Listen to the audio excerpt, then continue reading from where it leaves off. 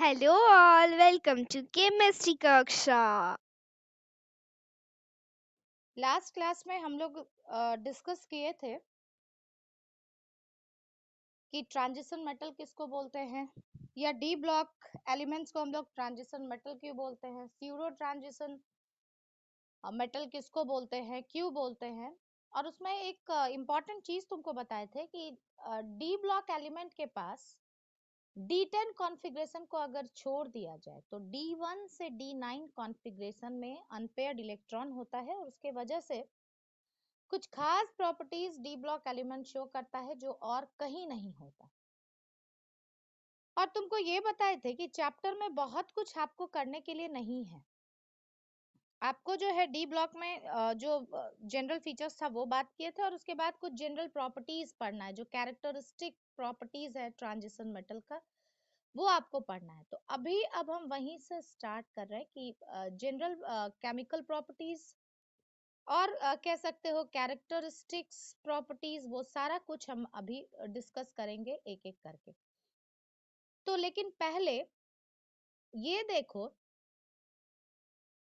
कि क्या क्या प्रॉपर्टीज डी ब्लॉक एलिमेंट, और उसमें भी स्यूडो ट्रांजिशन नहीं, ट्रांजिशन मेटल्स क्या क्या प्रॉपर्टीज शो करता है, ये प्रॉपर्टीज लिख रहे हैं। Characteristic properties of transition metal, आज मेनली इसी पर बात करेंगे।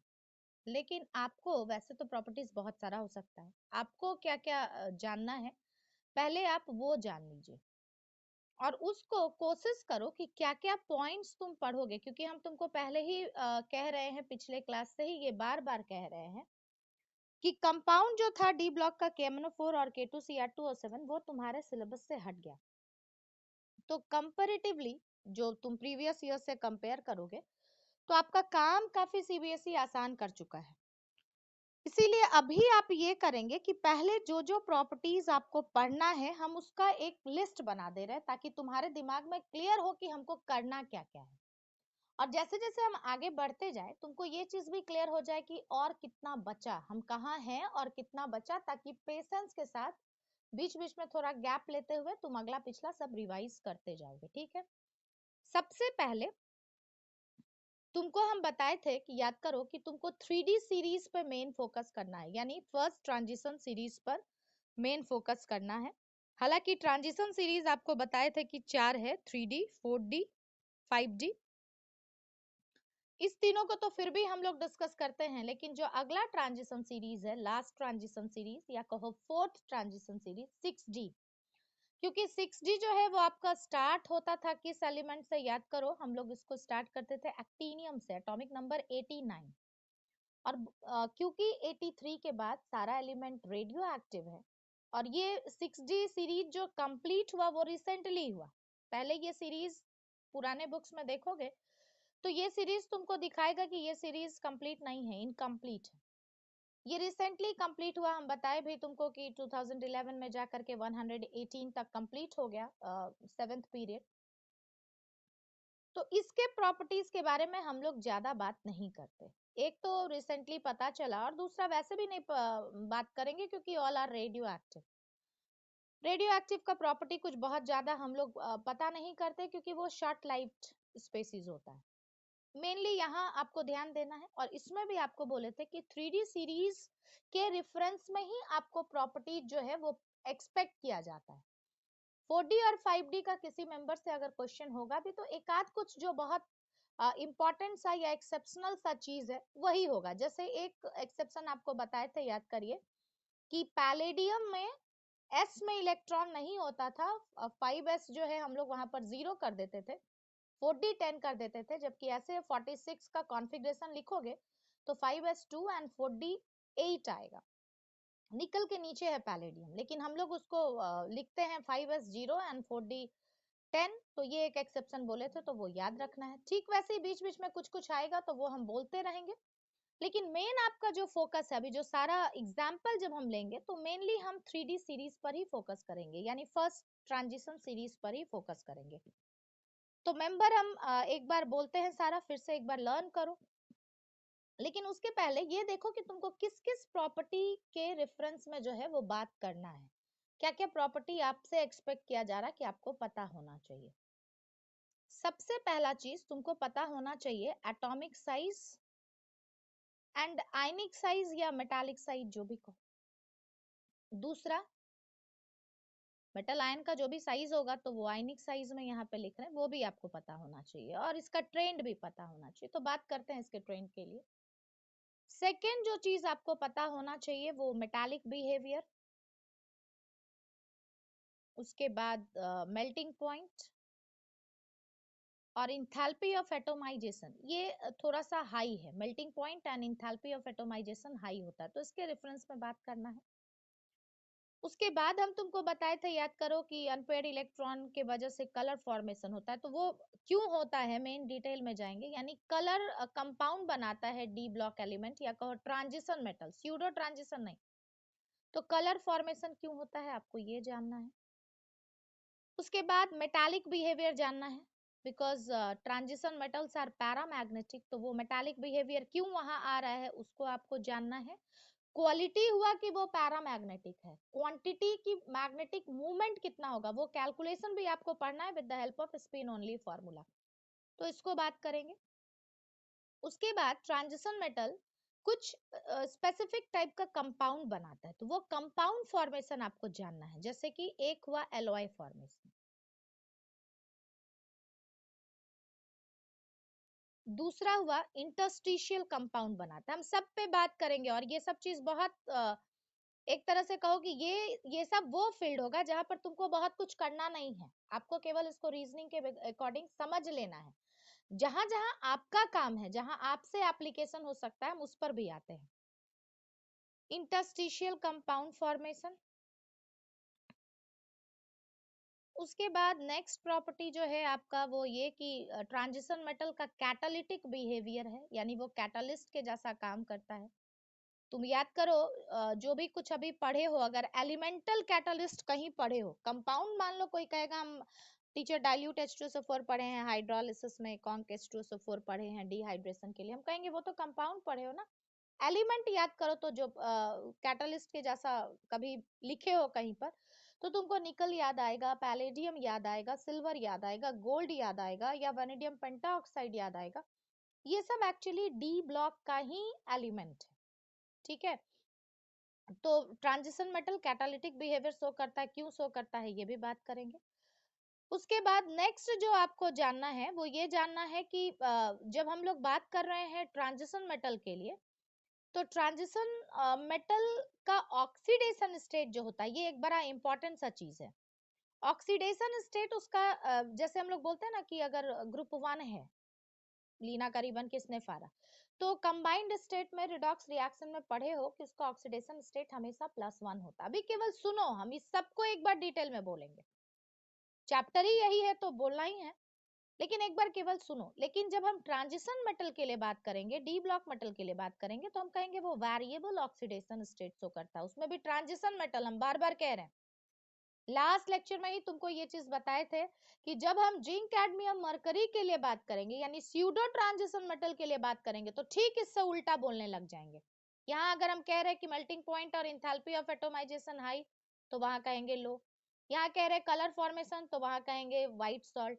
यहाँ कह रहे हैं मान लो एग्जाम्पल के लिए यहाँ पे कह रहे हैं हम कि ये पैरामैग्नेटिक, अगर हम मैग्नेटिक बिहेवियर में बात करिए ना, एक्चुअली मैग्नेटिक बिहेवियर हम लिख रहे हैं। मैग्नेटिक बिहेवियर के लिए अगर हम बात करेंगे तो हम कहेंगे कि वहां पर डायामैग्नेटिक होता है, यहाँ पैरामैग्नेटिक होता है। ट्रांजिशन मेटल जो है वो कॉम्प्लेक्स कंपाउंड बनाता है। कॉम्प्लेक्स कंपाउंड क्या है, ये तुम्हारे लिए बिल्कुल नया होगा, बताएंगे, क्योंकि अगला हम बोले हैं डी एंड एफ के बाद, जो लोग उस वीडियो को देखे होंगे जिसमें सिलेबस हम एक्सप्लेन किए हैं, उस वीडियो को अगर देखोगे तो समझ में आएगा कि आपको कोऑर्डिनेशन कंपाउंड एक चैप्टर पढ़ना है डी एंड एफ के बाद, और कोऑर्डिनेशन कंपाउंड का ही नाम कॉम्प्लेक्स कंपाउंड है। क्यों है, ट्रांजिशन मेटल क्यों बनाता है वैसा कंपाउंड, वो सब बोलेंगे।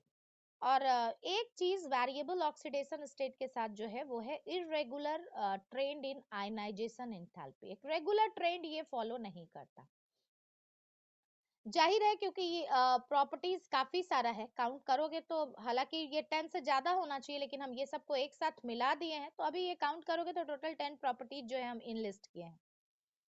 इस 10 प्रॉपर्टीज में से कुछ प्रॉपर्टीज ऐसा है जो डायरेक्ट आपको जानना है, जैसे कलर फॉर्मेशन, डायरेक्ट जो बताएंगे और कुछ रीजनिंग बताएंगे, हालांकि इसमें कुछ एप्लीकेशन होगा कि तुमको पता करना होगा कलर है या कलर नहीं है।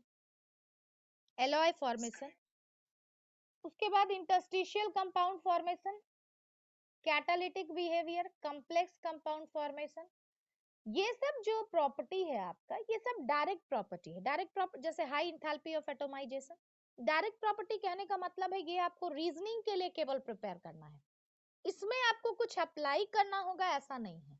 अप्लाई आपको कहाँ करना होगा, जहां पर हम आपको जो बताएंगे उससे मिलता जुलता कुछ और क्वेश्चन भी हो सकता है, और इसलिए आपका अंडरस्टैंडिंग बहुत अच्छे से होना चाहिए। वो कहाँ कहाँ पर, एक तो इरेगुलर ट्रेंड इन आयनाइजेशन एंथैल्पी में, वेरिएबल ऑक्सीडेशन स्टेट में, मैग्नेटिक बिहेवियर भी आपको फाइंड करने के लिए आएगा, कलर भी आपको आइडेंटिफाई करने के लिए आएगा। तो ये वो जगह है जहां पर जो है आपको थोड़ा सा अंडरस्टैंडिंग को अप्लाई करने के लिए दिया जा सकता है कि हम यहाँ।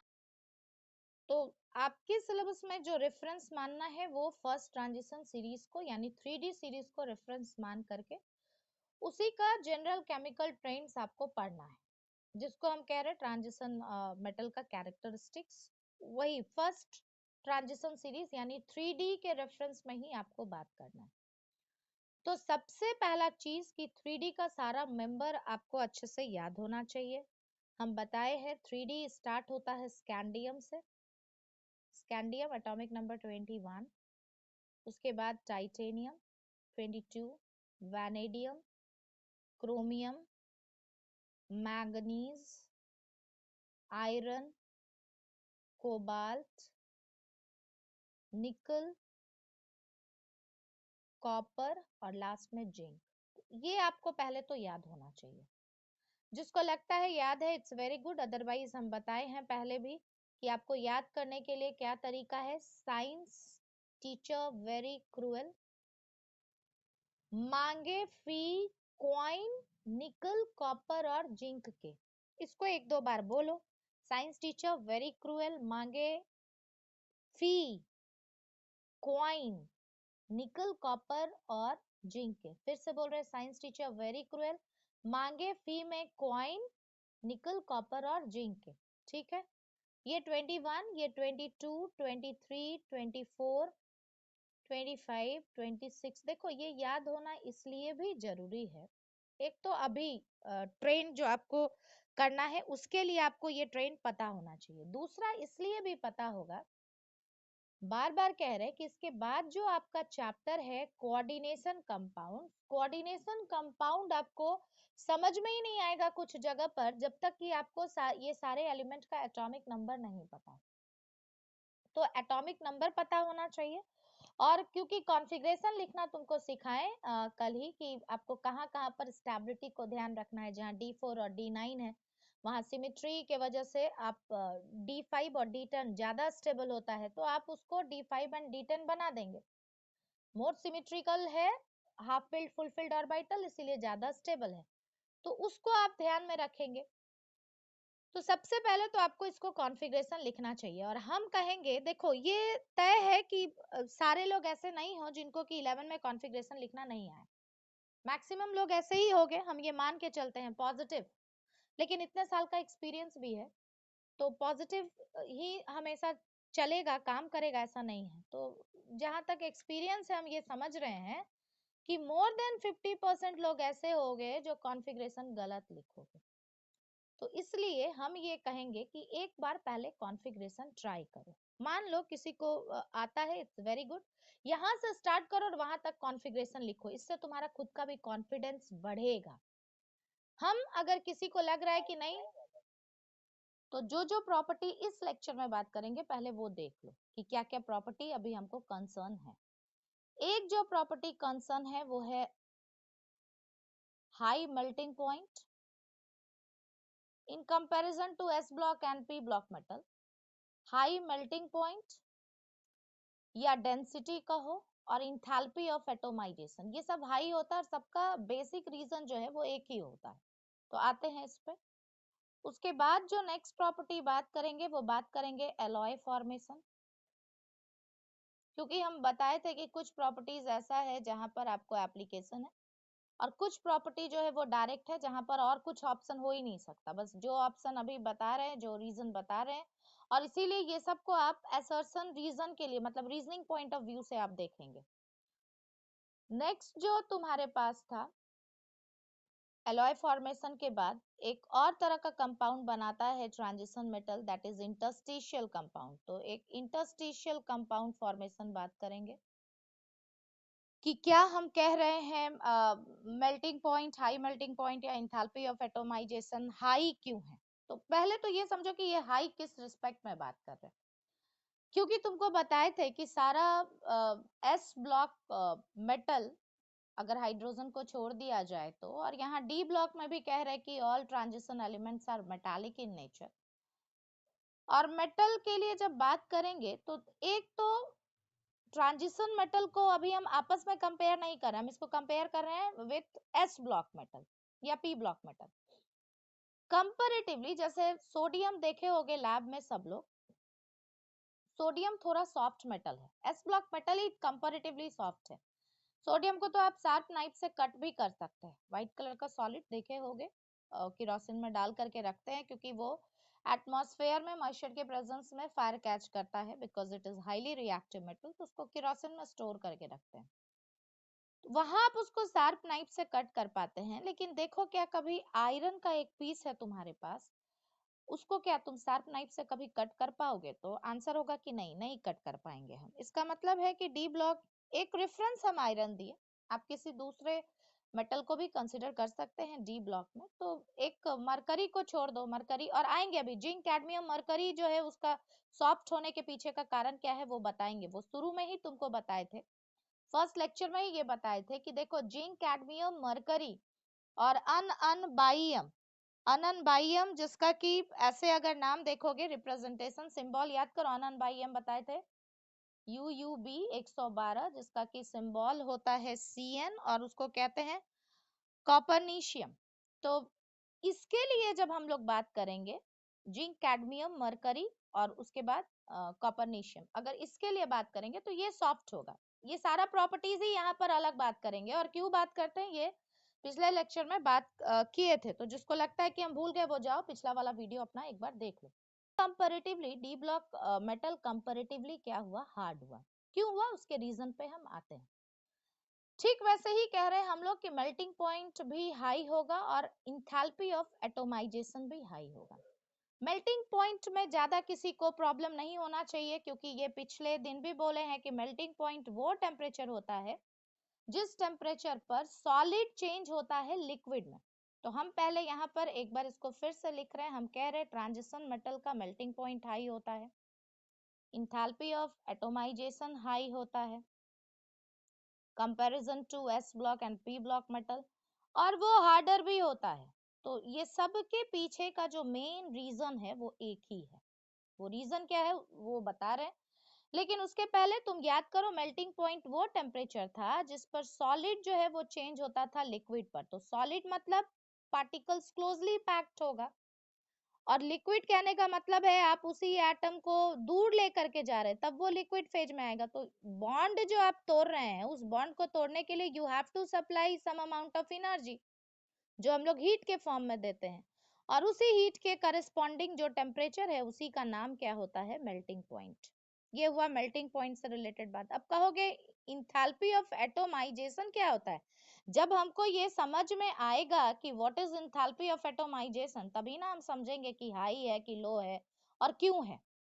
तो enthalpy of atomisation is that temperature, ये पढ़े थे तुम लोग, ये ऐसा नहीं है कि सीबीएसई सिलेबस को इतने अच्छे से डिजाइन की है कि अगर एक स्टूडेंट सारे चीज को अच्छे से पढ़ेगा तो उसको हर चीज मिलेगा, बशर्ते वो उस चीज को देखे। ये इंथैल्पी ऑफ एटोमाइजेशन आप 11th क्लास में पढ़े हैं थर्मोडायनामिक्स चैप्टर में, आपको टाइप्स ऑफ इंथैल्पी में ये भी एक टॉपिक आता था। बट एनी हाउ अगर किसी को नहीं ध्यान है, मैक्सिमम को नहीं ध्यान है, वो भी हम समझ रहे हैं, तो ये समझो कि इसको बोलते किसको है। देखो तुम्हारा मेटल जो है वो सॉलिड है, इंथैल्पी ऑफ एटोमाइजेशन कहने का मतलब होता है, जैसे मान लो मेरे पास एक एग्जांपल के लिए स्कैंडियम है या टाइटेनियम है या मान लो आयरन ही है, तो आयरन सॉलिड है मेरे पास, 1 मोल आयरन है मेरे पास, 1 मोल मतलब 56 ग्राम मेरे पास आयरन है।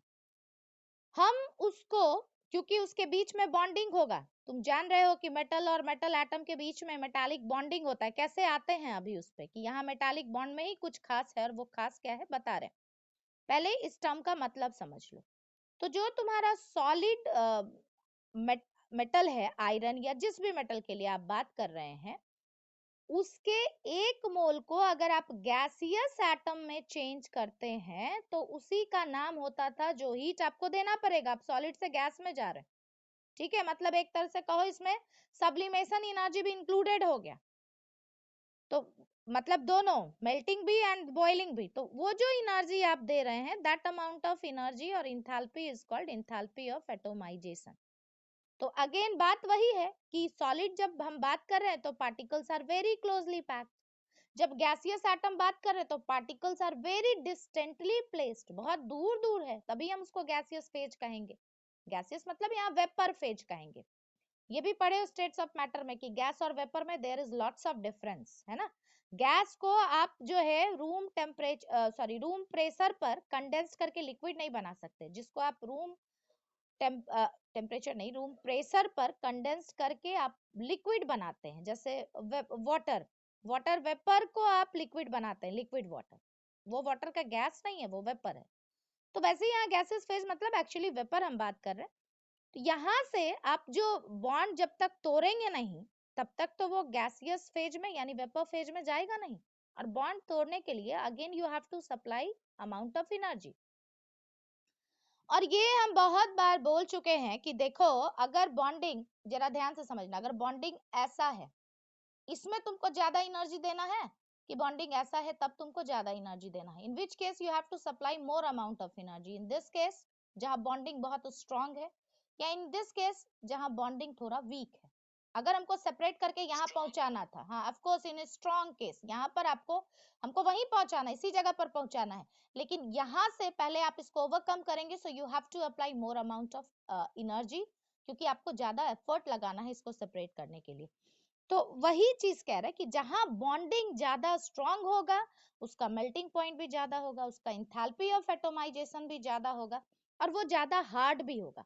तो रीजनिंग के पॉइंट ऑफ व्यू से अगर देखो तो हम यहाँ पे डायरेक्ट ये चीज लिख सकते थे कि चाहे हाई मेल्टिंग पॉइंट पूछे, चाहे हाई इंथैल्पी ऑफ एटोमाइजेशन पूछे, कि ट्रांजिशन मेटल का मेल्टिंग पॉइंट हाई क्यों होता है। फिर ट्रेंड में भी आते हैं कि सीरीज में क्या ट्रेंड चलेगा, उस पर भी आते हैं, लेकिन हाई इंथैल्पी ऑफ एटोमाइजेशन क्यों है, ट्रांजिशन मेटल हार्डर क्यों है, इसका डेंसिटी हाई क्यों होता है। तो इस सब के पीछे का रीजन वही है, strong metallic bond, due to strong metallic bond. हम ये समझ रहे हैं कि खुद से किसी को थोड़ी सपना आ जाएगा कि स्ट्रॉन्ग मेटालिक बॉन्ड क्यों हो गया, कब हमको स्ट्रॉन्ग लिख देना है टीचर, कब हमको वीक लिख देना है, तो इसको हम एक्सप्लेन करेंगे। लेकिन ये तो तुम समझ गए ना कि ये सब ज्यादा तभी हो सकता है जब बॉन्डिंग स्ट्रॉन्ग हो।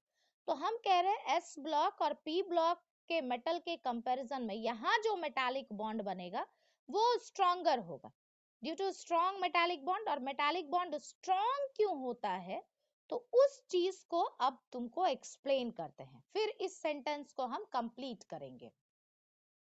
मेटालिक बॉन्ड हम लोग डी ब्लॉक में इसलिए स्ट्रॉन्गर कह रहे हैं, तुम बॉन्डिंग पढ़े हो कि केमिकल बॉन्डिंग मेनली 3 टाइप का होता है। एक आयनिक, जो कि इलेक्ट्रॉन के ट्रांसफर से बनता है, मेटल से गया नॉन मेटल उसको लिया तो आयनिक बॉन्ड बना दोनों के बीच में। शेयरिंग से जो इलेक्ट्रॉन मतलब इलेक्ट्रॉन के शेयरिंग से जो बॉन्ड बनता था, अनपेयर्ड इलेक्ट्रॉन जो आपस में शेयर्ड होकर के पेयर्ड होता था, हम लोग वैसे बॉन्डिंग को कहते थे कोवेलेंट बॉन्ड, जो कि नॉन मेटल के बीच में होता था। और मेटालिक बॉन्ड हम लोग कहते हैं जब मेटल अपना वैलेंस इलेक्ट्रॉन लूज करके कर्नल बनाता था, पॉजिटिवली चार्ज आयन को ही हम लोग कर्नल कह रहे थे, और इलेक्ट्रॉन के बीच में जो बॉन्डिंग हो रहा था।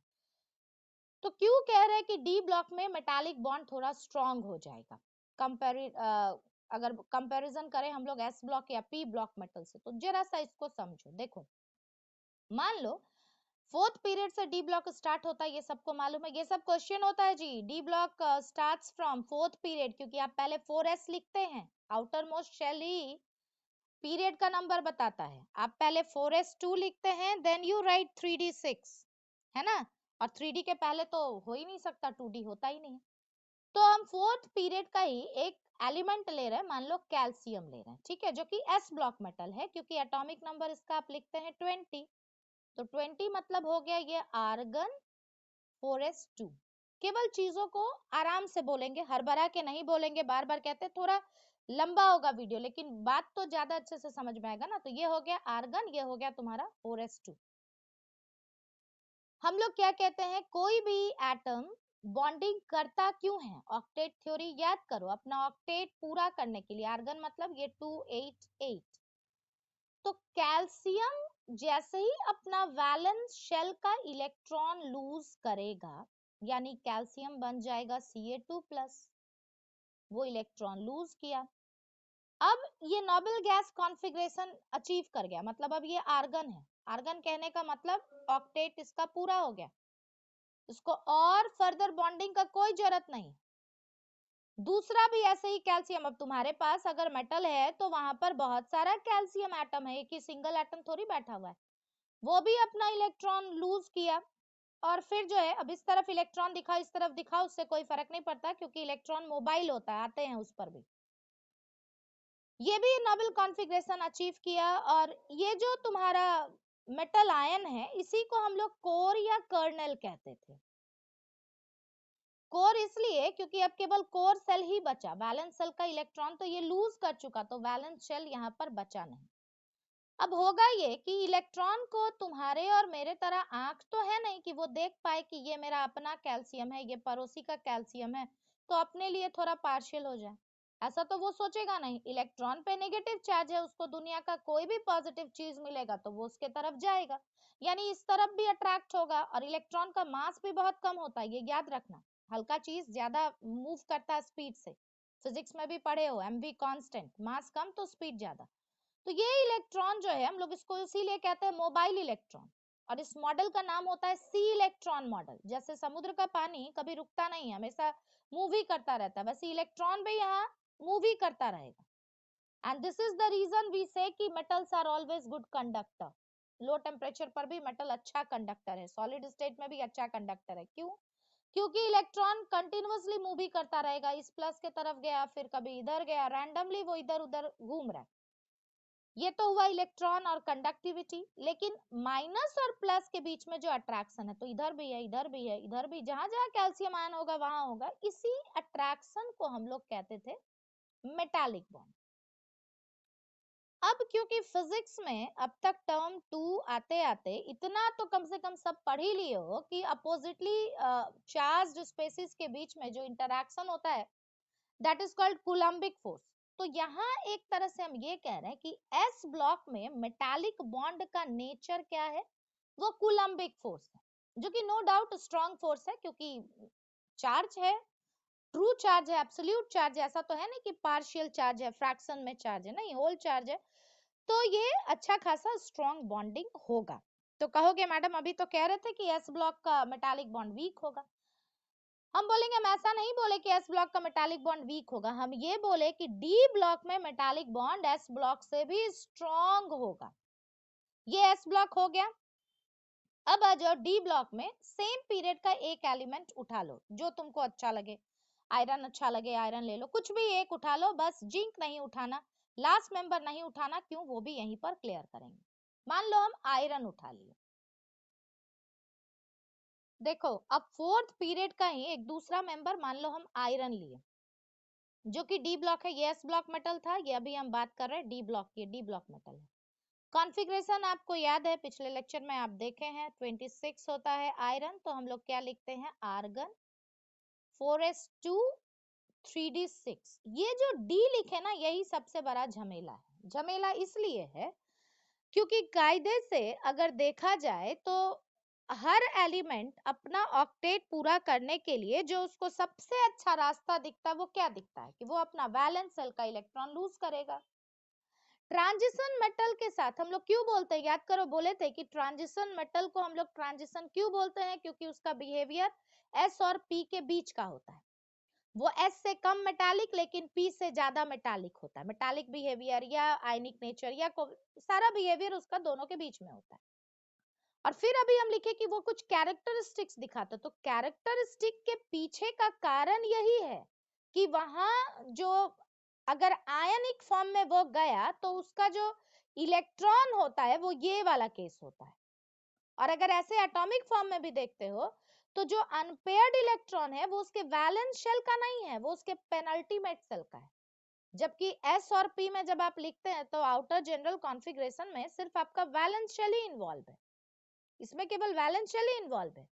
पी ब्लॉक लिखते हो तो लिखते हो NS2 NP126, इसमें भी चाहे यहाँ से हटाओ यहाँ से हटाओ जो भी करो, लेकिन valence shell is totally involve in properties.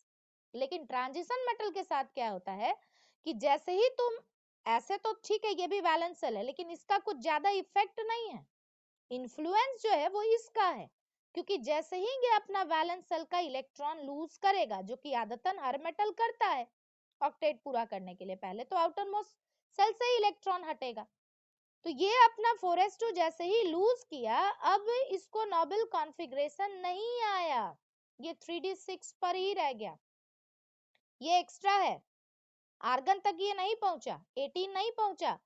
आप यहाँ से 2 इलेक्ट्रॉन अगर हटा भी देते हैं तो यहाँ Fe2+ मतलब 24 इलेक्ट्रॉन इसके पास अभी भी है, और चाह करके भी, जैसे यहाँ कह रहे थे ना कि इलेक्ट्रॉन लूज किया उसका कहानी खत्म, अब उसको स्टेबिलिटी मिल गया, लेकिन ये लूज करने के बावजूद उसको स्टेबिलिटी नहीं मिला। तो यहाँ से एक और प्रॉपर्टी तुम्हारा रिलेटेड है कॉम्प्लेक्स फॉर्मेशन, तो उसको बात करेंगे इस तरह, पहले इसको देख लो कि मेटालिक बॉन्डिंग में हम क्या कह रहे थे। तो हुआ फाइनली ये कि आयरन जो था तुम्हारा वो अपना, इस एग्जांपल में यानी ट्रांजिशन मेटल जो है वो अपना कोर और कर्नेल ये है उसका, और वो इलेक्ट्रॉन लूज किया होगा वैलेंस इलेक्ट्रॉन। वैसे ही दूसरा भी आयरन होगा, Fe2+ यहाँ लिख रहे हैं, दूसरा उसका भी इलेक्ट्रॉन गया होगा, उसका भी कोर और कर्नेल होगा, ये कोर और कर्नेल है। मगर कोर और कर्नेल के पास भी अभी बॉन्डिंग करने का टेंडेंसी है, क्यों? क्योंकि उसका जो d ऑर्बिटल है वो पार्शियली फिल्ड है, फुल्ली फिल्ड नहीं है। फुल्ली फिल्ड केवल लास्ट मेंबर में होता है, लास्ट मेंबर मतलब हम जिंक कैडमियम मरकरी वाला केस कह रहे हैं। यहाँ आपका D6 अगर है, मान लो D1 ही होता, कोई कहता मैडम स्कैंडियम होता, तो हम कहेंगे लो एक अनपेयर्ड इलेक्ट्रॉन है ना, और तुम जानते हो कि अनपेयर्ड इलेक्ट्रॉन आपस में शेयरिंग करता है, ये इसका D था ये इसका D था, इसको DD इंटरैक्शन बोलते हैं, ये अनपेयर्ड अनपेयर्ड आपस में शेयरिंग करके कोवलेंट बॉन्डिंग बनाता। तो कहने का मतलब जैसे वहां आप कह रहे हैं कि मेटालिक बॉन्ड का नेचर केवल कूलम्बिक फोर्स है, ट्रांजिशन मेटल में जो मेटल आयन और इलेक्ट्रॉन के बीच में कूलम्बिक फोर्स तो है ही, उसके साथ साथ मेटल आयन और मेटल आयन का d ऑर्बिटल भी आपस में अपने अनपेयर्ड इलेक्ट्रॉन को शेयर करके पेयर्ड करवा रहा है, यानी कोवलेंट बॉन्डिंग भी साथ ही साथ हो रहा है, आयनिक भी एज वेल एज कोवलेंट भी। देखो यहाँ आयरन में हम लोग कितना कह रहे हैं कि आयरन के पास टोटल कितना अनपेयर्ड इलेक्ट्रॉन है, 4, क्योंकि D6 आप लिख रहे हैं तो 4 अनपेयर्ड इलेक्ट्रॉन, यहाँ भी आप D6 लिख रहे हैं तो 4 अनपेयर्ड इलेक्ट्रॉन। अब ये भी तो आपस में चाहेगा ना भाई कि हम भी जो है वो, अगर केवल मेटल आयन है कुछ दूसरा ऑप्शन नहीं है, तो हम भी अनपेयर्ड इलेक्ट्रॉन आपस में जो है वो शेयरिंग करके अपने आप को पेयर्ड करें। तो इस पार्ट पर हम नहीं जा रहे, हम तुमको केवल इतना समझा रहे कि देखो जहां पर एस ब्लॉक में इस बॉन्डिंग के पीछे, मेटालिक बॉन्डिंग के पीछे का जो इंटरैक्शन था that was only Coulombic force, जिसको तुम आयनिक नेचर कह रहे हो। लेकिन जब यही चीज आप एफ ब्लॉक के लिए, एफ कह रहे सॉरी डी ब्लॉक के लिए बात करें, जैसे Fe का केस आप कंसीडर कर रहे हैं, तो Fe2+ और इलेक्ट्रॉन के बीच में आयनिक इंटरैक्शन है, लेकिन साथ ही साथ दो आयन मेटल आयन के बीच में जो है वो कोवलेंट बॉन्डिंग का भी नेचर आ रहा है, यानी dd इंटरैक्शन भी हो रहा है। क्यों? क्योंकि यानी मेटालिक बॉन्ड तुम यहाँ से आराम से समझ सकते हो कि कौन ज्यादा स्ट्रॉन्ग है, ये या ये। यहाँ सिर्फ ये था, यहाँ वो ऑप्शन तो है ही, उसके साथ साथ ये कोवलेंट वाला इंटरैक्शन भी है, dd इंटरैक्शन भी है, due to presence of unpaired electron in d orbital. तो इसके और इसके कंपैरिजन जब दोनों को कंपेयर करोगे तो खुद ही सोचो कि कौन सा ज्यादा स्ट्रॉन्ग मेटालिक बॉन्ड है, क्योंकि अनपेयर्ड डी इलेक्ट्रॉन भी मेटालिक बॉन्डिंग में पार्टिसिपेट कर रहा है, उसी को हम dd इंटरैक्शन भी कह रहे हैं। इस वजह से ट्रांजिशन मेटल का जो मेटालिक बॉन्ड होता है वो थोड़ा सा स्ट्रॉन्ग होता है। तो यानी इसको आप पूरा कर दे रहे, due to strong metallic bond as d electron n-1 d electron, या लिखो अनपेयर्ड डी इलेक्ट्रॉन, ये नहीं लिख करके आप ये भी लिख सकते हैं कि unpaired d electron also participate in bonding. ये आपके समझने के लिए कि भाई बॉन्डिंग स्ट्रॉन्ग क्यों हो जा रहा है, तो इसलिए क्योंकि डी इलेक्ट्रॉन भी बॉन्डिंग में पार्टिसिपेट कर रहा है और उसको हम लोग कहते हैं डी डी इंटरैक्शन। ठीक है, होप सो कि यहाँ तक सबको समझ में आया होगा कि स्ट्रॉन्ग मेटालिक बॉन्ड है, और इसीलिए अब जब हम उसके एटम को सेपरेट करना चाह रहे हैं या उसको मेल्ट करना चाह रहे हैं तो हमको ज्यादा एनर्जी सप्लाई करना पड़ रहा है, और क्योंकि स्ट्रॉन्ग मेटालिक बॉन्ड है तो वो हार्ड भी होगा अगर। लेकिन याद करो हम बताए थे तुमको पिछले लेक्चर में ही कि ये सारा प्रॉपर्टी जो हम ट्रांजिशन मेटल के लिए बात करेंगे वो हम स्यूडो ट्रांजिशन मेटल के लिए नहीं बात करेंगे। यानी अगर हमसे कोई पूछता कि जिंक कैडमियम मरकरी को लेकर के कोई पूछता, तो मरकरी तो रूम टेम्परेचर पे इवन लिक्विड है, सबको ये मालूम है। तो अब ये नहीं कहते कि जिंक बहुत हार्ड होगा या जिंक का इंथैल्पी ऑफ एटोमाइजेशन बहुत हाई होगा, उसके लिए क्वेश्चन होगा कि उसका इंथैल्पी ऑफ एटोमाइजेशन लो क्यों है, या वो कंपैरेटिवली ट्रांजिशन मेटल के कंपैरिजन में वो सॉफ्ट क्यों है। तो फिर आपको ये ध्यान देना होगा कि हम जो कहे अभी कि मेटालिक बॉन्ड स्ट्रॉन्ग है वो क्यों बोले, because unpaired d electron participate in covalent bonding. Metallic bond में जो कोवलेंट नेचर आ रहा है, और इसी के वजह से हम लोग कह रहे हैं कि डी ब्लॉक यानी ट्रांजिशन मेटल में आयनिक कैरेक्टर भी होता है और कोवलेंट कैरेक्टर भी होता है, तुम अभी देखे इस चीज को, जबकि एस ब्लॉक में केवल आयनिक नेचर है। तो ये जो कोवलेंट नेचर आ रहा था that is because of D D interaction. लेकिन जब तुम जिंक लोगे, कैडमियम लोगे, मरकरी लोगे या कॉपरनीशियम लोगे 112 जिसको अनन बाई हम कह रहे हैं आईयूपीएससी फॉर्म में, अगर उसमें से कुछ भी आप लेते हैं तो याद करिए जिंक 30 जब आप लिखेंगे तो you will write argon 4s2 3d10। अब डी के पास तो कोई अनपेयर्ड इलेक्ट्रॉन है ही नहीं, और एस के पास भी देखो कायदे से अनपेयर्ड इलेक्ट्रॉन नहीं है। तो अगर हम इसको लेंगे तो जाहिर है ये इसका मेटालिक बॉन्ड उतना स्ट्रांग नहीं होगा। अगर ये अपना वैलेंस से लूज कर ही दे इलेक्ट्रॉन तो वही अब कर्नेल और इलेक्ट्रॉन वही रह जाएगा, ये तो बॉन्डिंग में पार्टिसिपेट नहीं करेगा, इसका तो कोई मेटालिक बॉन्ड पर इन्फ्लुएंस नहीं रहेगा क्योंकि डीडी इंटरैक्शन यहाँ हो ही नहीं पाएगा because it has D10 configuration. अगर हमको जिंक कैडमियम मरकरी से रिलेटेड, ऑफ कोर्स ये सब स्यूडो ट्रांजिशन मेटल हम पहले ही बताए, इसको स्यूडो ट्रांजिशन बोलते ही इसलिए है क्योंकि ये ट्रांजिशन मेटल के जैसा बिहेवियर नहीं शो करता, ये फॉल्स ट्रांजिशन मेटल है। ट्रांजिशन मेटल हम लोग इसको कह रहे हैं because position is between S and P, लेकिन ये बिहेवियर उसके जैसा नहीं शो करता है। और क्यों नहीं शो करता, तो एकदम बिगनिंग में ही ये बात बता चुके हैं पिछले लेक्चर में ही, पिछले क्लास में ही, कि D10 के वजह से इसके पास अनपेयर्ड इलेक्ट्रॉन नहीं हो पाएगा, पार्शियली फिल्ड d ऑर्बिटल नहीं है इसका, फुल्ली फिल्ड d ऑर्बिटल है। तो दिमाग में ये याद रखिए, अब हर एक पॉइंट पे हम रुक के ये शायद नहीं बोले, या तो बोल भी दे, नहीं भी बोले तो ये समझ लीजिए कि आप इसको रिलेट करेंगे इसी D10 कॉन्फ़िगरेशन से। एक और एक्सेप्शन है जो हमको बोलना चाहिए यहाँ पर, और हम बिल्कुल बोलेंगे, और उस एक्सेप्शन को आप याद भी रखेंगे। मेल्टिंग पॉइंट के रेफरेंस में एक एक्सेप्शन है। एक्सेप्शन ये है कि मेल्टिंग पॉइंट के रेफरेंस में जब हम लोग बात करते हैं तो मैग्नीज 25 कॉन्फ़िगरेशन एक बार पहले रफ में ट्राई करो, क्योंकि पिछले दिन भी ये चीज किए हो, तो एक बार ट्राई करके देखो कि लास्ट में क्या आता है। और एक technetium TC atomic number 43 just manganese के नीचे है, ये 3D सीरीज, ये 4D सीरीज। तो जब मेल्टिंग पॉइंट आप देखते हैं ना, अगर मान लो आपस में तुम मेंबर का ट्रेंड देखोगे कि मेल्टिंग पॉइंट का आपस में क्या हुआ, पिछले दिन तुमको सारा मेंबर लिखे थे हम क्या बोले, स्कैंडियम का जब आप कॉन्फ़िगरेशन लिखते हैं स्कैंडियम 21, तो आप क्या लिखते हैं, आर्गन 4s2 3d1। 3d1 कहने का मतलब अनपेयर्ड इलेक्ट्रॉन, अब यहाँ से देखना, अगर हम कहते हैं D1 मतलब कितना अनपेयर्ड इलेक्ट्रॉन 1, यहाँ आएगा D2 यानी कितना अनपेयर्ड इलेक्ट्रॉन 2, ये अनपेयर्ड इलेक्ट्रॉन का नंबर लिख रहे हैं, और अनपेयर्ड इलेक्ट्रॉन से ही कोवलेंट कैरेक्टर आता था, उसी के वजह से DD इंटरैक्शन होता था। वैसे ही वैनेडियम में यू राइट D3, तो यहाँ पर 3 अनपेयर्ड इलेक्ट्रॉन आया। ठीक। क्रोमियम में वैसे तो लिखना चाहिए था D4, लेकिन आप क्या लिखते हैं S1D5, तो यहाँ तो भाई और ज्यादा अनपेयर्ड इलेक्ट्रॉन हो गया ना, ये 5 और 1 6। ये याद रखना, आगे मैग्नेटिक बिहेवियर में भी पूछेंगे कि सबसे ज्यादा पैरामैग्नेटिक बिहेवियर कौन शो करता है, तो answer is chromium because it has maximum number of unpaired electron. उसके बाद आ जाइए मैग्नीज में, तो मैग्नीज में यू राइट S2D5।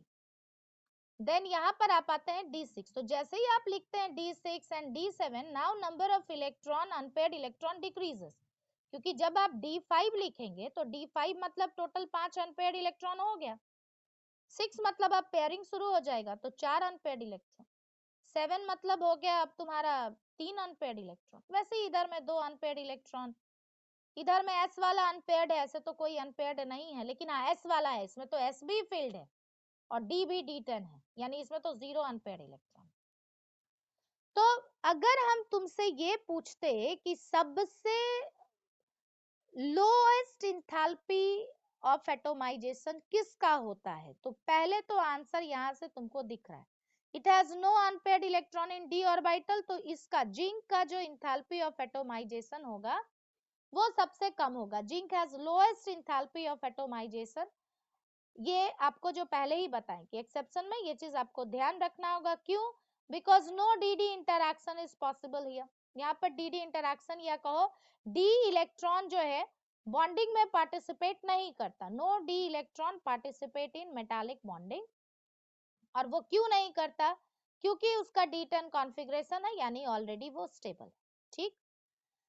उसके बाद तुमको यहाँ से ट्रेंड समझ में आ रहा होगा कि अगर हम बात करेंगे मेटालिक बॉन्ड स्ट्रॉन्ग कहाँ पर होगा, तो हम कहेंगे कि D1 से लेकर के यहाँ इस तरफ जैसे जैसे अनपेयर्ड इलेक्ट्रॉन बढ़े जा रहा, वैसे वैसे आपका मेल्टिंग पॉइंट बढ़ना चाहिए, क्योंकि मेटालिक बॉन्ड स्ट्रॉन्ग हो रहा है। तो फिर लगेगा कि यहाँ पर भी तो ज्यादा होना चाहिए ना, हम कहेंगे ये मैग्नीज का मेल्टिंग पॉइंट जो है इस तरफ से भी जब तुम कंपेयर करोगे, आयरन और क्रोमियम किसी से भी कंपेयर करोगे, तो मैग्नीज का मेल्टिंग पॉइंट जो है वो लोएस्ट आता है, लोएस्ट मेल्टिंग पॉइंट। तो यही सवाल होता है कि क्यों भाई, जब इसके पास भी 5 अनपेयर्ड इलेक्ट्रॉन है और उससे कम है इधर, तो क्यों इसका लोएस्ट? तो जवाब वही है जो यहाँ हम बोले कि जो ऑलरेडी स्टेबल है वो क्यों चाहेगा। हम लोग जो कह रहे थे कि मेटालिक बॉन्ड स्ट्रांग हो रहा है ट्रांजिशन मेटल में in comparison to s block, वो क्यों कह रहे थे? इस वजह से क्योंकि वहां अनपेयर्ड डी इलेक्ट्रॉन भी बॉन्डिंग में जा रहा है। Manganese has D5 configuration which is already stable, extra stable. हम लोग कहते हैं half filled and full filled orbitals are more stable. तो जो स्टेबल है वो स्टेबिलिटी तो बोलते ही उसको है जो आसानी से डिस्टर्ब ना हो सके। ये बात बहुत बार बोले हैं पहले भी कि अगर तुम देखो एक इंसान के पार्ट में, तो सबसे स्टेबल चीज है एक मरा हुआ इंसान, और नेचर हमेशा स्टेबिलिटी को फेवर करता है, इसीलिए साइकिल ऐसा चलता है कि हम लोग कहते हैं आखिरी में तो सबको एक दिन मर ही जाना है। वो क्यों कहते हैं? क्योंकि एक मरे हुए इंसान को आप डिस्टर्ब नहीं कर पाएंगे, आप उसके बगल में जा करके चीख चीख चीख करके रोइए, गाइए, चिल्लाइए, उसको जो है उसके ऊपर पानी डाल दीजिए, उसको उठा के नदी में फेंक दीजिए और उसको जला दीजिए, कुछ भी करिए, लेकिन उसको कोई फर्क नहीं पड़ना, क्योंकि वो ही मोस्ट स्टेबल स्टेट है अगर लाइफ के पार्ट से बात करें तो ठीक वैसे ही ठीक है, ये मोस्ट स्टेबल नहीं है। हम लोग अगर एटॉमिक कॉन्फ़िगरेशन के फॉर्म में कहते हैं P6 is most stable configuration, लेकिन D10 D5 ये सब भी तो हाफ फिल्ड फुल फिल्ड है, अड़ोस पड़ोस से तो इसको ज्यादा स्टेबिलिटी है। इसीलिए ये मेटालिक बॉन्ड में डी और इलेक्ट्रॉन, इसका जो डी इलेक्ट्रॉन है वो इजिली जाना नहीं चाहेगा, और इसका मेटालिक बॉन्ड इसीलिए हम लोग कहेंगे कि कंपैरेटिवली जो है अड़ोस पड़ोस से मतलब अगल बगल से अगर कंपेयर करोगे तो वीक होगा, और इसीलिए मेल्टिंग पॉइंट जो है उसका क्या होगा, लोएस्ट होगा। क्योंकि ये एक्सेप्शन है, और साइंस में एक्सेप्शन ही हमेशा जो है वो एकदम कहो कि फोकस पे होता है, तो इसको याद रखिएगा विथ। देखो नेक्स्ट प्रॉपर्टी जो बात करेंगे वो बात करेंगे एलॉय फॉर्मेशन। एलॉय का एक नाम सॉलिड सॉल्यूशन भी है, क्यों नाम है वो भी बात करेंगे, पहले देख लो। एक एलॉय फॉर्मेशन जो कि ट्रांजिशन मेटल करता है, क्वेश्चन होता है क्यों, ये सबको आपको रीजनिंग पॉइंट ऑफ व्यू से ही देखना है। और एक इस तरफ ही साथ में ही लेकर के चलेंगे जो दूसरे तरह का कंपाउंड जो ट्रांजिशन मेटल बनाता है, that is interstitial compound formation. दोनों को साथ में क्यों लेकर के चल रहे हैं वो भी बताते हैं। एक्चुअली जब हम लोग दो या दो से ज्यादा चीजों को मिक्स कर रहे हैं सॉलिड में, तो क्योंकि सॉलिड आप ज्यादा ले रहे हैं, सॉल्यूशन चैप्टर आप पढ़ चुके हैं कि जो चीज अगर होमोजीनियसली हम लोग किसी चीज को मिक्स करते हैं तो जो चीज ज्यादा है आपका वो सॉल्वेंट है, यानी यहाँ पर हम कहेंगे कि वो आपका होस्ट है, और जो फॉरेन पार्टिकल लाई इम्प्यूरिटी वो गेस्ट है।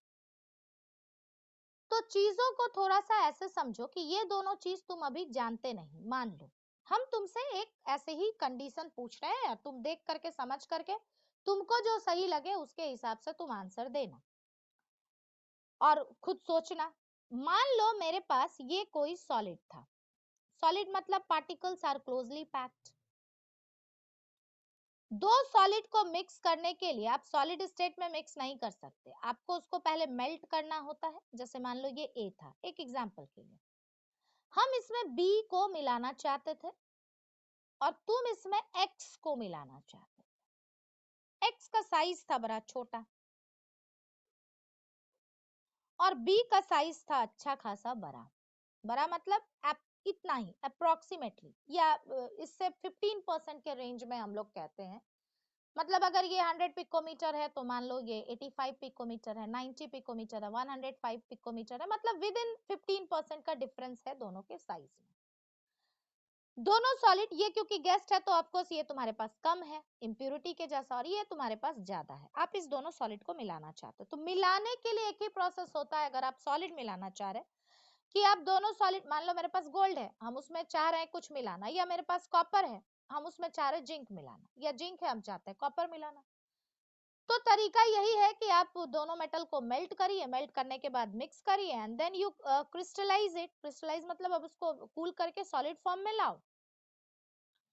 तो मेरे एक सवाल का थोड़ा सा ठीक ठाक जवाब देना।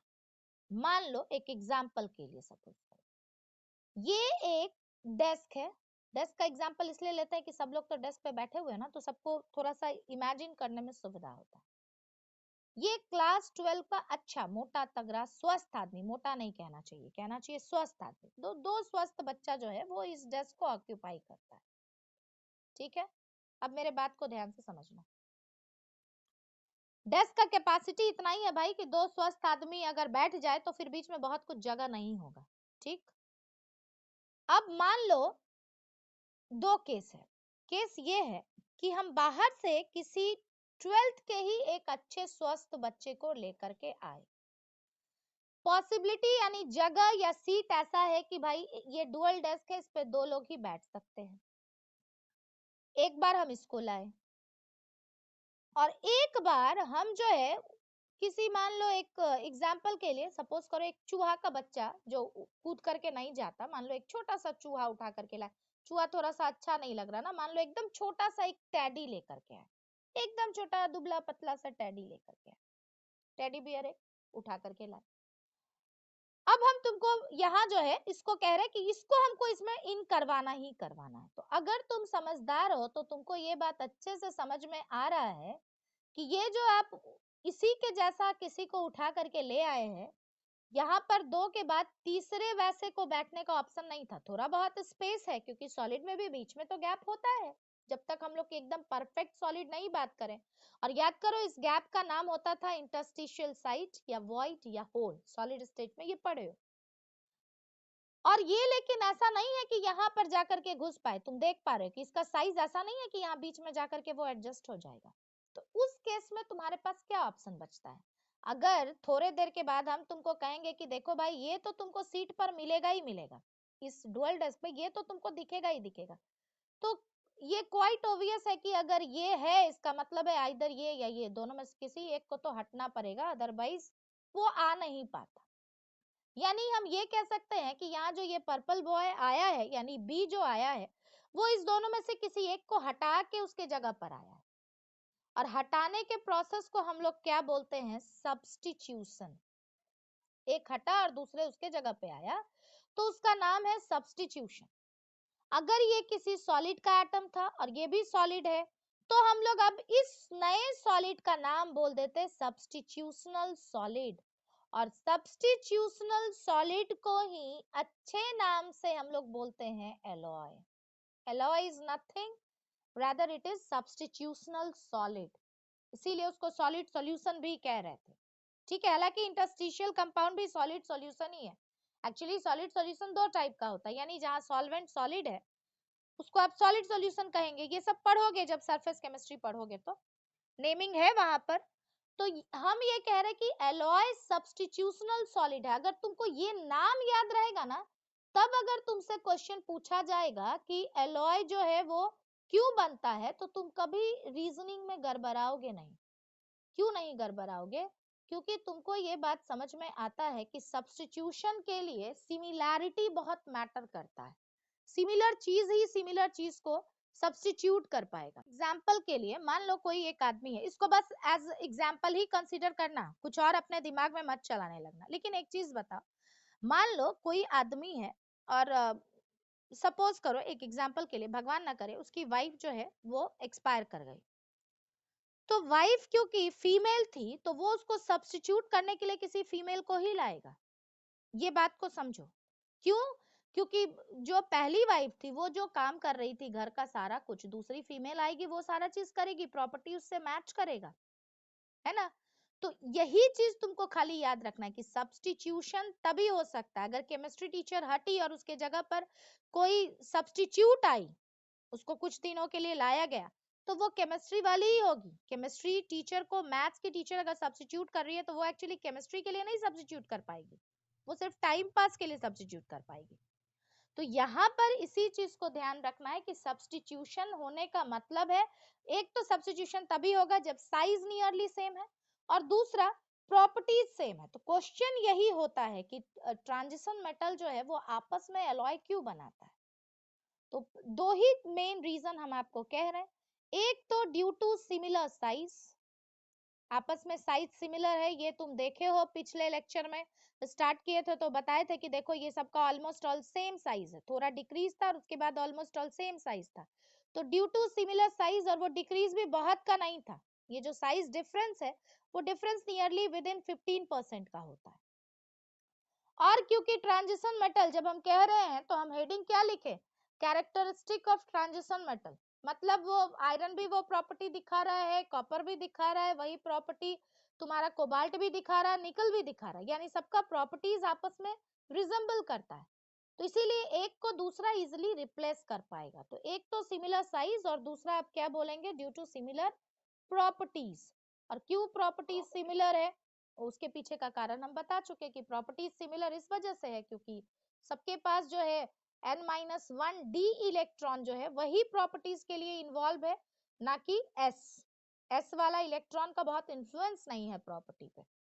तो ये एलॉय फॉर्मेशन में आपसे यही चीज होगा और आपको ध्यान रखना है कि एलॉय फॉर्मेशन क्यों हो रहा है।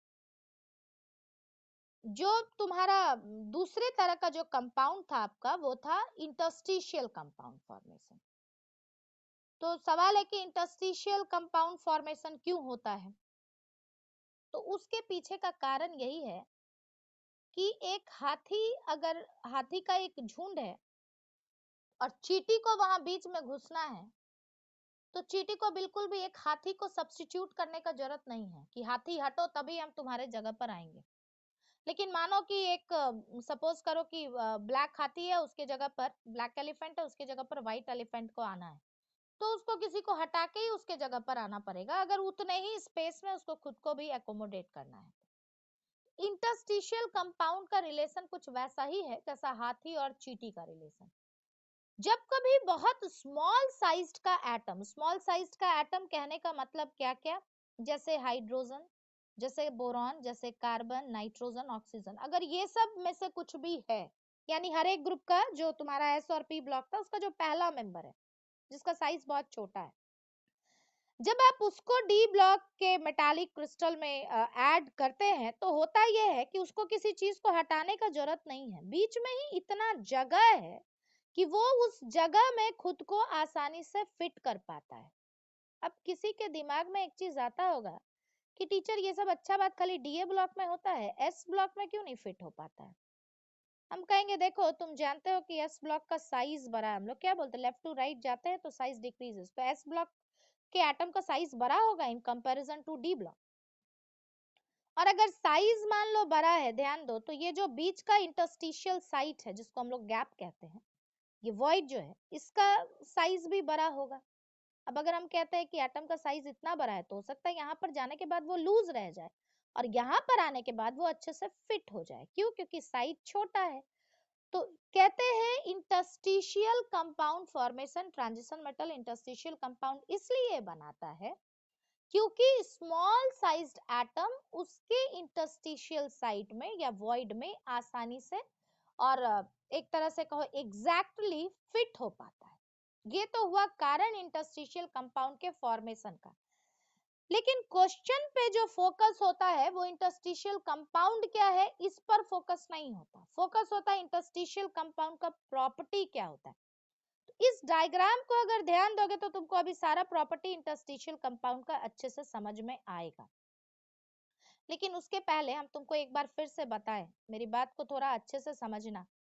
Interstitial compound actually true compound नहीं है।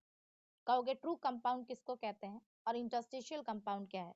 हम कहेंगे देखो ट्रू कंपाउंड का मतलब क्या, जैसे एस ब्लॉक अभी हम लोग लिए थे कैल्शियम, तो कैल्शियम के पास जब हाइड्रोजन जाएगा ना तो हाइड्रोजन को कैल्शियम अपना इलेक्ट्रॉन देगा, इलेक्ट्रोनिगेटिविटी हाइड्रोजन का ज्यादा है और यहाँ पर बकायदा आयनिक बॉन्डिंग होगा। दिस इज ट्रू बॉन्डिंग, इसको ट्रू कंपाउंड कह रहे हैं। कंपाउंड को कहेंगे formula will always be calcium hydride.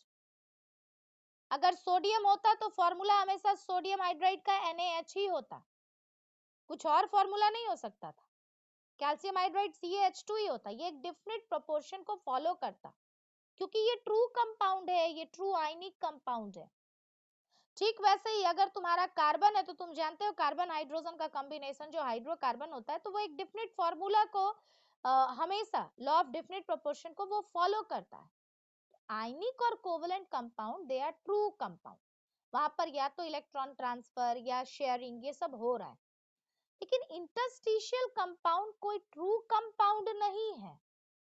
ये इस बेसिस पर कि आप जो होस्ट लाए हैं वो उसका कंसंट्रेशन क्या है और उस समय जिस समय ये कंपाउंड फॉर्मेशन हो रहा है उस समय टेम्परेचर प्रेशर क्या है, उसके हिसाब से सिर्फ ये छोटा साइज का एटम यहाँ बीच बीच में इन हो जा रहा है, या कोई बॉन्डिंग वॉन्डिंग जैसा बात नहीं है। इसीलिए बोलते हैं कि इंटरस्टिशियल कंपाउंड वो कंपाउंड है जो ना तो आयनिक है ना ही कोवलेंट है, दोनों में से ये कुछ भी नहीं है। या इंटरस्टिशियल कंपाउंड वो कंपाउंड है जो लॉ ऑफ डेफिनेट प्रोपोर्शन को फॉलो नहीं करता। इंटरस्टिशियल कंपाउंड वो कंपाउंड है जिसका फॉर्मूला वेरी करेगा। तुम याद करो, इसको पढ़े हो सॉलिड स्टेट में जब तुम डिफेक्ट पढ़ रहे थे। These are actually non stoichiometric compound, non stoichiometry जिसमें कंपाउंड फॉर्मेशन के बाद जो है वो एक प्रॉपर फॉर्मूला जो है वो फॉलो नहीं होता था। जैसे मान लो एग्जाम्पल अगर हमको यहाँ पे लिखना है तो हम ऐसा लिखा करते थे, याद करो Fe 0.93O, ये फ्रैक्शन तुमको दिख रहा है। आयरन हाइड्राइड जब हम लोग लिख रहे हैं तो हम लिख रहे हैं देखो Fe3H। ये इसके कहने का मतलब जब भी इस तरह से लिख रहे, जबकि अगर ऐसे आयरन हम लोग हाइड्राइड लिखते तो आयरन शोज +2 और +3 स्टेट, तो हमको लिखना चाहिए था FeH2 या FeH3, लेकिन वैसा नहीं लिख रहे क्योंकि ये तो नंबर हम उससे फाइंड कर रहे हैं कि कितना परसेंट जो इंटरस्टिशियल वॉइड पे ये जो आपका गेस्ट एटम था वो फिट हुआ। और ये बहुत आसानी से जब इसको हीट करोगे ना तो ये सब जो भी यहाँ फिट हुआ था वो आसानी से जो है वो स्केप कर जाएगा, डिसॉल्व हो जाएगा। तो इसीलिए याद रखना यहाँ पर कोई ट्रू बॉन्डिंग नहीं हो रहा। Interstitial compounds are neither ionic nor covalent. देखो एक जो इम्पोर्टेंट क्वेश्चन आपको इंटरस्टिशियल कंपाउंड से होता है वो होता है इंटरस्टिशियल कंपाउंड के प्रॉपर्टीज से। ये मान लो तुम्हारा पहले जो था वो मेटल था जिसका भी आप इंटरस्टिशियल कंपाउंड बना रहे, मान लो Fe या कुछ भी, और ये उसका इंटरस्टिशियल कंपाउंड है। तुमसे पूछा जाता है कि इंटरस्टिशियल कंपाउंड का प्रॉपर्टी क्या क्या होता है, उसके रेफरेंस में आपसे क्वेश्चन होता है। तो मान लो हम ऐसा आपको बना रहे हैं, अब आप खुद से चीजों को समझिए। हम कहेंगे सबसे पहले तो इंटरस्टिशियल कंपाउंड, ये इंटरस्टिशियल कंपाउंड के प्रॉपर्टीज के बारे में बात कर रहे हैं कि उसका प्रॉपर्टी का क्या होगा। हम कह रहे सबसे पहले अगर थोड़े से भी चीजों को याद रखे हो तो इंटरस्टिशियल कंपाउंड को जब तुम देख रहे हो तो तुम जान पाते हो, क्योंकि हम लोग डेंसिटी क्या लिखते हैं, मास बाय वॉल्यूम। वॉल्यूम तो उतना ही है जितना पहले होस्ट का था, मेटल का था। लेकिन अब क्योंकि बीच बीच में जो है वो तुम्हारा गेस्ट एटम आकर के फिट हो गया, स्मॉल साइज एटम आकर के फिट हो गया, तो मास इंक्रीज हो गया। और अगर मास इंक्रीज हो गया तो डेंसिटी जो है वो आपका क्या हो गया, इंक्रीज हो गया। तो हम लोग कहते हैं कि इंटरस्टिशियल कंपाउंड का डेंसिटी जो है वो क्या होता है, जो अपना होस्ट एटम था, मतलब मेन जो मेटल था, उस मेटल से क्या होगा, हाई होगा। ये एक प्रॉपर्टी समझ में आना चाहिए। ये दूसरा चीज कह रहे हैं कि क्योंकि अब जो थोड़ा स्पेस था, जो थोड़ा सा बीच में गैप था, वो गैप भी फिल्ड हो जा रहा due to presence of these foreign particles, जो हम बोले कि hydrogen, boron, carbon, nitrogen, oxygen, कुछ भी हो सकता था स्मॉल साइज्ड वाला। क्योंकि बीच बीच में ये उस जगह को, जो थोड़ा सा जो वैकेंसी था, उसको भी ऑक्यूपाई कर लिया। तो पहले के कंपैरिजन में अब जो तुम्हारा इंटरस्टिशियल कंपाउंड जब बन गया, तो इंटरस्टिशियल कंपाउंड जो तुम्हारा होस्ट मेटल था उसके कंपैरिजन में हार्डर हो जाएगा। और अगर हार्डर हो गया यानी इसको डिस्टर्ब करना पहले से थोड़ा मुश्किल हो जाएगा, तो हम लोग कहते हैं कि ये थोड़ा सा इनर्ट भी हो जाता है, यानी इनर्टनेस, इसका रिएक्टिविटी कम हो जाता है, इनर्टनेस बढ़ जाता है। और एक जो सबसे इंपॉर्टेंट चीज जो यहाँ पर चेंज होता है, दैट इज कंडक्टिविटी। देखो हम लोग क्या बोलते हैं, मेरी बात को ध्यान से समझना, मेटल्स आर गुड कंडक्टर। मान लो अगर कोई हमसे पूछता कि सोडियम, कैल्शियम, हम कहते हैं गुड कंडक्टर। सॉलिड स्टेट में हम कहते हैं यस, मेटालिक बॉन्ड है, अभी दिखाए थे इलेक्ट्रॉन जो है वो सी इलेक्ट्रॉन मॉडल में, कि इलेक्ट्रॉन हमेशा मूव करता रहेगा, मोबाइल है, so good conductor solid state में भी। लेकिन जब हम इसका हाइड्रोजन के साथ कंपाउंड बना देंगे तो is sodium hydride good conductor in solid state? Answer is no. क्यों? क्योंकि आयनिक कंपाउंड जो है due to presence of ionic bond, ये आयंस फ्री होगा ही नहीं सॉलिड स्टेट में। और हम लोग क्या बोलते हैं, जहां पर चार्ज मूवमेंट के लिए है ही नहीं ना, तो इलेक्ट्रॉन भी अभी आना ही है। क्यों? क्योंकि सोडियम का जो इलेक्ट्रॉन था, जो एसएससी इलेक्ट्रॉन मॉडल में इधर उधर मूव कर रहा था, वो हाइड्रोजन कैप्चर कर चुका। तो ना तो मोबाइल इलेक्ट्रॉन बच रहा है, और आयंस के बीच में इतना स्ट्रॉन्ग आयनिक बॉन्ड है कि ये भी फ्री नहीं है तब तक, जब तक कि आप इस बॉन्ड को तोड़ ना दें, यानी या तो आप इसको पानी में ना डाल दें या फिर मेल्ट ना करवा दें। मोल्टेन स्टेट में और एक्वस सॉल्यूशन में ionic compounds are good conductor because ions become free. Otherwise ionic compounds are bad conductor, जबकि जो होस्ट मेटल था दैट वाज गुड कंडक्टर। लेकिन interstitial compounds are good conductor, यानी they retain, they maintain their conductivity. Conductivity उसका change नहीं होता, वो पहले भी कंडक्टर था, वो अभी भी कंडक्टर है। क्यों? इस वजह से, क्योंकि जैसे मान लो यहाँ पर हम कहते हैं आयरन ही है, तो उसका जो अपना आयरन लश्यर था, कोर और इलेक्ट्रॉन, वो एज इट इज है। सिर्फ यहाँ पर हाइड्रोजन एटम या बोरॉन एटम या कार्बन जा करके वहां सिर्फ फिट हुआ है, कोई एक्सचेंज ऑफ इलेक्ट्रॉन नहीं हो रहा यहाँ। तो अपना इलेक्ट्रॉन जैसे मूव कर रहा था वो अब भी मूव करेगा, so still it is good conductor. Hope so कि इतना समझ में आया होगा। इंटरस्टिशियल कंपाउंड में याद रखो प्रॉपर्टीज ही ज्यादा इंपॉर्टेंट है।